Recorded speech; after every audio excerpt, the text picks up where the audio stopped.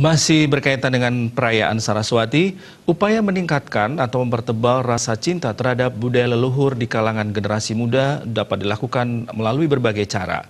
Pengenalan pendidikan karakter dan budaya di sekolah bisa dilakukan melalui berbagai ragam kesenian warisan leluhur yang disertai implementasinya dalam kehidupan sehari-hari di tengah masyarakat.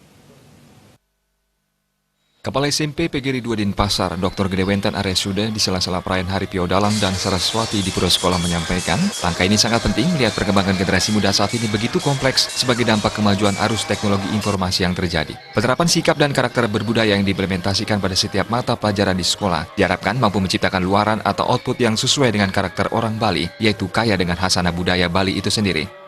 Dengan tidak melupakan kesenian dan budaya leluhur, diyakini generasi muda yang berkarakter dan berbudi pekerti luhur bisa terbentuk. Pengenalan budaya leluhur sejak dini kepada generasi muda juga diyakini akan memberikan semangat dan motivasi kepada generasi muda dalam proses pendidikan, karena dalam pengenalan kesenian tersebut tersimpan beragam pesan moral yang sangat dibutuhkan oleh generasi muda itu sendiri. Kami SMP PGRI 2 Denpasar tentu sebagai lembaga pendidikan swasta yang berkewajiban untuk mencerdaskan anak-anak bangsa untuk memerangi awidya atau kegelapan.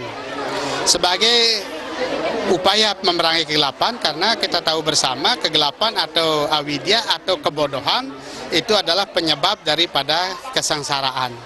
Turunnya widya atau ilmu pengetahuan untuk memerangi kebodohan secara otomatis juga berarti menghapus atau menghilangkan kemiskinan. Dengan demikian setiap 6 bulan kita rayakan sebagai satu upaya juga peningkatan serada dan bakti daripada para siswa.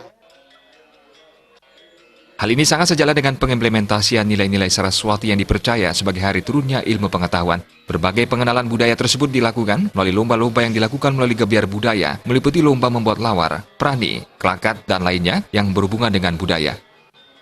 Nah, dengan pelaksanaan 6 bulan sekali selain Purnama Tilem dan Kajang Kliwon, saya kira satu upaya atau bentuk untuk mengingatkan para siswa sebagai umat Hindu, menyadari dirinya sebagai umat Hindu untuk melakukan serada baktinya sebagai umat.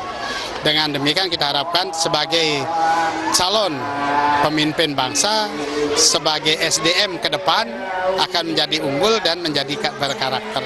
Itulah, dan Dijang lewat kesempatan puniki ya menyampaikan kepada kepala sekolah, kepada para guru-guru diki, kemudian anak-anak itu salut dengan apa-apa saja yang telah dilakukan dalam kaitannya dengan menyelesaikan hal-hal yang terkait dengan kerahayuan, keberhasilan, kesuksesan daripada sekolah, daripada PGRI ini lewat yadnya.